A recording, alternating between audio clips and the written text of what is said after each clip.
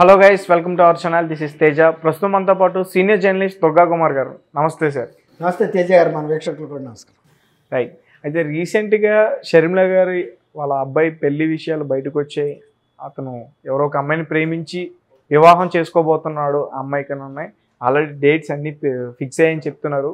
మరి అతిథులు ఎవరు అనే విషయానికి వస్తే రేవంత్ రెడ్డి గారి పేరు వినిపిస్తుంది. కాంగ్రెస్ నాయకులు అలాగే చంద్రబాబు నాయుడు గారు కూడా వచ్చే అవకాశం ఉంటుందన్నారు. అండ్ ఓకే, రాజకీయంగా కాకుండా మామూలుగా చూసుకున్న పెద్ద పెద్ద పార్టీకి వ్యతిరేకంగా ఉన్న వాళ్ళందరూ కూడా వస్తారు. కానీ మరి సొంత అన్న జగన్మోహన్ రెడ్డి గారికి ఇంకా ఆహ్వానం వెళ్ళిందా వెళ్ళలేదా? సో దానిపైన మీ స్పందన ఏంటి? మీరన్నయ్య నేను కూడా విన్నాను తేజ గారు. ఇప్పుడు ఈ షర్మిల గారి అబ్బాయి కమ్మ సామాజిక వర్గానికి చెందిన ఒక ప్రియా చౌదరి అనే అమ్మాయిని ప్రేమించాడని, అది ఎక్కడనేది నాకు కూడా అంత తెలీదు, పెళ్లి చేసుకోబోతున్నాడని, నిశ్చితార్థం కూడా జరిగిందనో చెప్తున్నారు. తర్వాత జగన్మోహన్ రెడ్డి గారు కూడా షర్మిల గారికి విజయమ్మ గారికి ఒక రాయబారం పంపాడని, అంటే దానికి రాజకీయంగా మీరు నేను వ్యతిరేకం ఎందుకు, మీరు రేపు వచ్చి నాకు ఎన్నికలకి వ్యతిరేకంగా ప్రచారం చేయటం, వేరే కాంగ్రెస్ పార్టీలో చేరటం, ఇవన్నీ మనందరికీ కూడా ఇబ్బందికరమైన పరిణామాలు ఎదురవుతాయి. కాబట్టి మీరు నన్ను మన్నిచ్చి కొంచెం మనం అందరం కలిసి మాట్లాడుకుందాం అని అన్నారని. అయితే విజయమ్మ గారు మేము పిల్లాడి పెళ్లి విషయం, మనవాడి పెళ్ళి హడావుల్లో ఉన్నాము, ఈ పెళ్ళి అవనివ్వండి, ఆ తర్వాత రాజకీయ అంశాలు కుటుంబ అంశాలు మాట్లాడదాం అన్నారనేది ఒక సోషల్ మీడియాలో తిరుగుతున్న విషయం. అది కొంతవరకు నమ్మశక్యంగా కూడా ఉంది. అయితే ఏంటంటే ఇప్పుడు మీరు అన్నట్టు కుటుంబాల్లో కొన్ని సందర్భాల్లో ఇట్లాంటి పట్టుదలలో ఆపోహలు రావటం అనేది కూడా మామూలే. చాలా కుటుంబాల్లో వస్తూ ఉంటే ఒక్కోసారి సొంత వాళ్ళని కూడా పిలవని సందర్భాలు కూడా అనేకం ఉన్నాయి. సొంత తల్లిదండ్రులను పిలవని వాళ్ళు ఉన్నాయి, తోడుబుట్టిన వాళ్ళని పిలవనప్పుడు కూడా ఉన్నాయి. అది చిన్న కుటుంబాల్లోనే ఉంటాయి, పెద్ద కుటుంబాల్లో కూడా ఉంటాయి.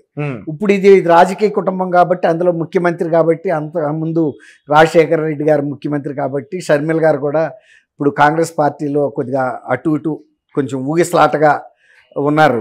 పూర్తిగా జాయిన్ అవ్వలేదు, జాయిన్ అవుదామని, అట్లా అని తన సొంత పార్టీని కొనసాగించే పరిస్థితిలో లేదు.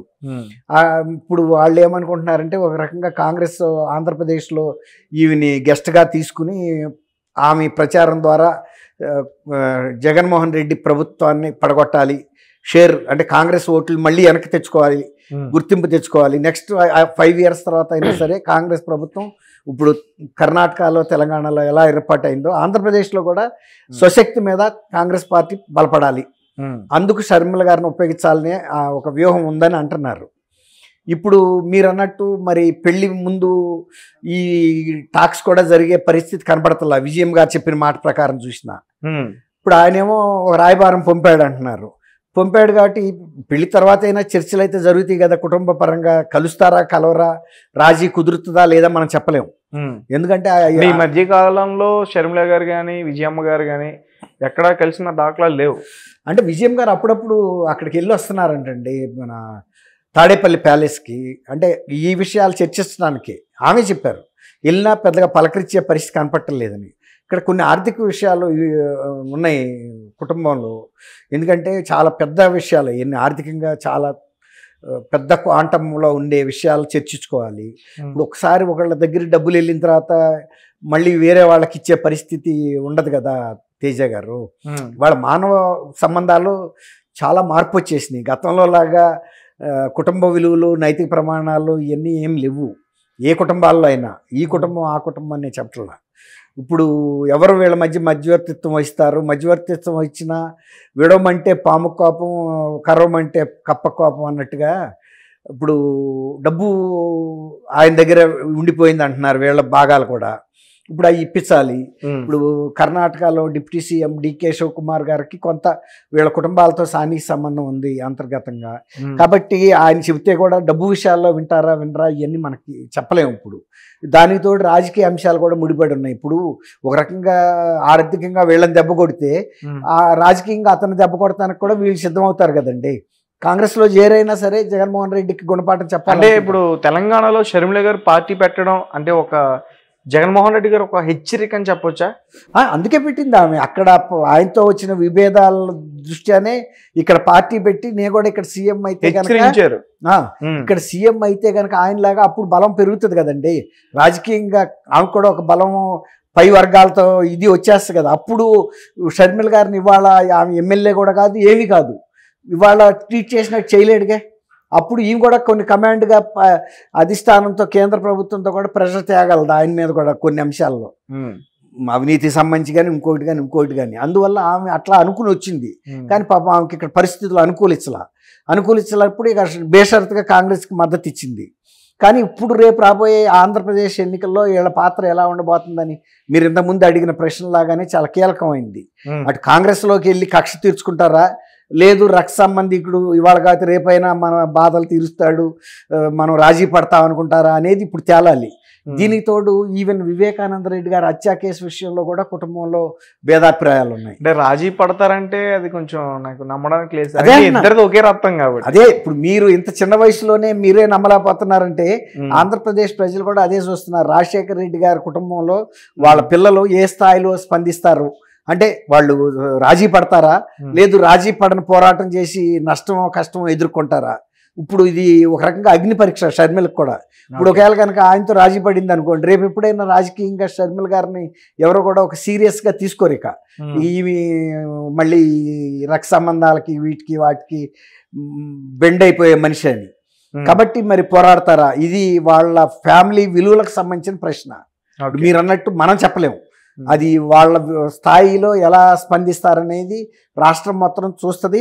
ఆ పరిణామాలు వాళ్ళ కుటుంబ రాజకీయాల భవిష్యత్ రాజకీయాల మీద కూడా ప్రభావం చూపిస్తాయి. కానీ అంటే ఈ విషయంలో అంటే జగన్మోహన్ రెడ్డి కొంచెం అడ్వాంటేజ్ తీసుకుంటాడని నాకు అనిపిస్తుంది సార్.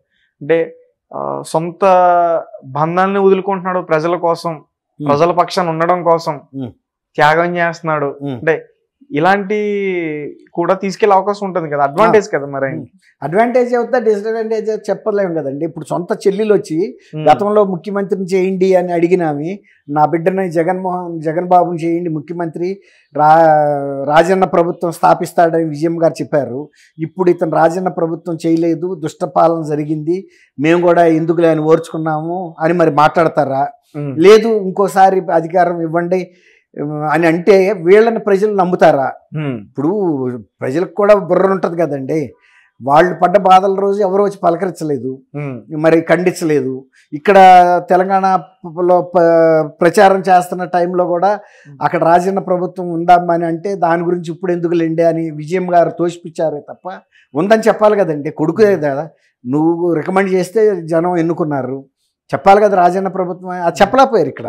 కానీ షర్మిల గారు ఒకవేళ పార్టీ మీరు అన్నట్టుగానే కాంగ్రెస్ పార్టీ నుంచి అక్కడ పోటీ చేసినా కానీ గెలిచే అవకాశాలు అయితే తక్కువ ఉన్నాయి కదా సార్. ఇప్పుడు గెలుపు ఓటముల తర్వాత విషయం అండి. ఒక విషయం మీద మేము సిద్ధాంతంగా విభేదించి మా అన్నయ్యతో మేము వ్యతిరేకంగా పోరాడి ఆయన కూడా మేము దించేసాము, మాకు ఎవడైనా ఒకటి దుష్ట పరిపాలన మేము సహించాం, కాంగ్రెసే బెటర్ అని ఒక స్టాండ్ తీసుకున్నట్టు ప్రూవ్ చేసుకుంటారు కదా. మేము గతం నుంచి మా నాన్న ముఖ్యమంత్రి చేసింది కాంగ్రెసే, మేము వాళ్ళు ఇంత స్థితిపరులుగా ఉన్నామంటే కాంగ్రెసే, అనేక సార్లు మంత్రులుగా చేశాడు ఆయన, పీసీసీగా చేశాడు. మరి ఆ స్టాండ్ తీసుకుంటారా లేకపోతే రక్త సంబంధానికి తలవో గిటు ఉంటారా అనేది వాళ్ళ రాజకీయ భవిష్యత్తుని నిర్ణయించే విషయం ఇది. తేజ గారు వాళ్ళ యొక్క కుటుంబ విలువలను కూడా మనం అటు ఉండమని చెప్పం, ఇటు ఉండమని మనం చెప్పలేము. వాళ్ళ స్థాయి ఏంటనేది, వాళ్ళ గుణగణాలు ఏంటనేది ప్రజల ముందు తేలే రోజు రాబోతుంది. కానీ ఓట్లు చీలితే కనుక ఈ పార్టీకి ప్లస్ అయ్యే అవకాశం ఉంది కదా. ఏ పార్టీ? టీడీపీకి కానీ జనసేనకి. అవును, అయితే అదే వాళ్ళకి కావాల్సింది అదే, అతను రాకూడదనే. ఇప్పుడు కాంగ్రెస్ ఇమ్మీడియట్ గా షేర్ గెలుస్తుందని వాళ్ళు అనుకోవట్లా, టీడీపీ గెలిచినా పర్లేదు అంటున్నారు. మాకు ఆ ముందు వైఎస్ జగన్మోహన్ రెడ్డి ఓడిపోవాలి, కాంగ్రెస్ అని కూడా పేరు పెట్టుకున్నాడు కదా, మా పార్టీ పేరు. రాజశేఖర రెడ్డి గారు ఆయనకి తండ్రే కాదు, మా పార్టీ కదా ఆయన పెంచింది, ఆ స్థాయికి తీసుకొచ్చింది, ఆ పేరు కూడా వాడుకున్నాడు కదా. తర్వాత విజయం గారు వచ్చి రాజన్న ప్రభుత్వం వస్తుందంటే ప్రజలు నమ్మేశారు. ఇప్పుడు ఆమె ఇన్ని రోజుల నుంచి మళ్ళీ ముఖం చూపించలేదు ప్రజలకి. షర్మిల గారు చేశారు. ఇప్పుడు వాళ్ళు ఎవరి తరపున నిలబడతారు అనేది చూడాలి. కాంగ్రెస్ పార్టీ తరపున నిలబడతారా లేకపోతే కొడుకు పార్టీ తరపున నిలబడతారా, పరిపాలన ఎట్లా అన్నా ఉండేవండి. Okay okay right. Thank you so much. Thank you Teja గారు. మన వీక్షకులు కూడా నమస్కారం.